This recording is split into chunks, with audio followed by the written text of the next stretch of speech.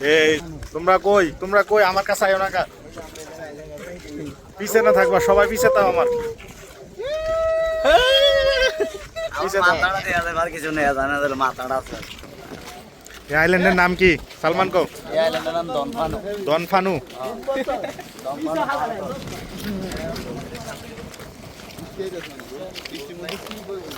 আরো না তোমরা আরো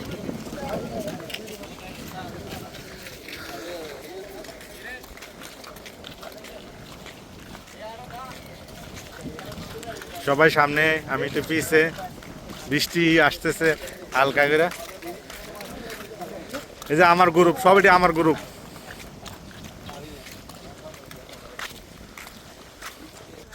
কোবা চেহারা তো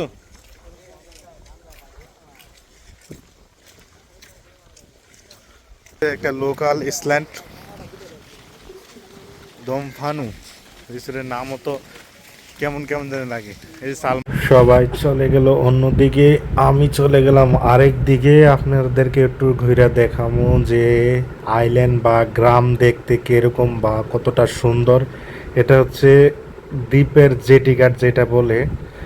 জেটি ঘাট থেকে আমরা এখন ভিতরের দিকে প্রবেশ করবো দেখবো যে কি কি আছে ঘরবাড়ি আর এই দেশে কিন্তু নারকেল গাছ সবচেয়ে বেশি আর বড়ই গাছও আছে আপনার বড়ই গাছ আম গাছ আর ঘরবাড়ি কিন্তু তেমন একটা উন্নত না কারণ এই দেশের লোকরা কিন্তু বেশি আপনারা দেখেছি কি ফিউচারের কথা চিন্তা ভাবনা করে না আর হচ্ছে এটা কিন্তু একটা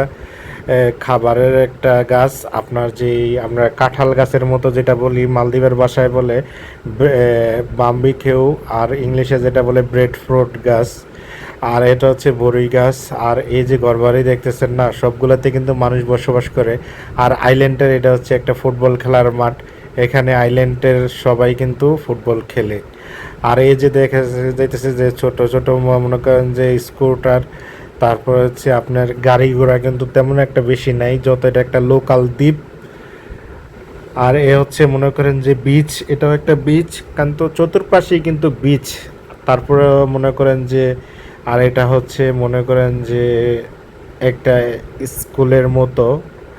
কারণ এই আইল্যান্ডে তো আমি প্রথম আসছি সব কিছু আমি আসলে চিনি না তারপরে ঘরবাড়ি এই যে দেখতেছেন এ হচ্ছে ঘরবাড়ি সবগুলাতেই মানুষ বসবাস করতেছে আর এটা হচ্ছে আমাদের যেই বলছি যে আইল্যান্ড অফিস